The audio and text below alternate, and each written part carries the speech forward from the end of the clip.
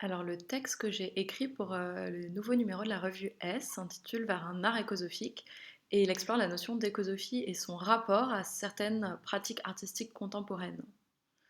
Ce terme d'écosophie est apparu dans les années 1960 au sein du mouvement écologiste et a notamment été repris par Félix Guattari dans son livre Les trois écologies, publié en 1989.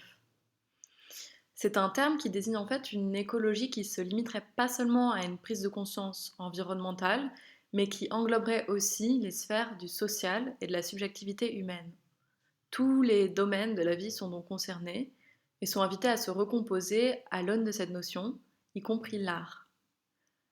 Étonnamment, ce concept d'écosophie a été que peu repris depuis l'apparition des trois écologies, mais il m'a semblé néanmoins très intéressant et très juste pour penser le contemporain. J'ai donc voulu explorer comment la problématique écosophique pouvait se traduire dans l'art actuel et si certaines pratiques s'en rapprochaient sans pour autant y faire référence directement.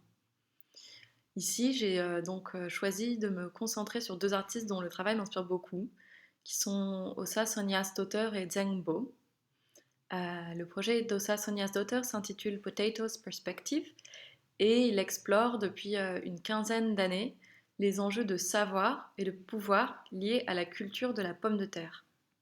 Pour illustrer le travail de Zheng Bo, j'ai choisi plusieurs œuvres pluridisciplinaires qui sont le projet du Weed Party, l'installation Kindred et la vidéo Pteridophilia, qui montrent avec humilité et même parfois avec sensualité de nouvelles manières d'appréhender notre environnement. Ce qui m'a semblé très intéressant dans leurs travaux, c'est qu'ils ne se limitent pas seulement à un propos écologiste ou à une forme durable, mais qu'ils intègrent la question environnementale à des problématiques plus larges. Et ça se traduit par un usage tout particulier du végétal, où les plantes ne sont pas seulement utilisées pour leur beauté ou pour leur utilité, mais deviennent le vecteur ou le symbole d'un changement de paradigme où s'entremêlent antispécisme, valorisation spatiale, micropolitique et critique des institutions.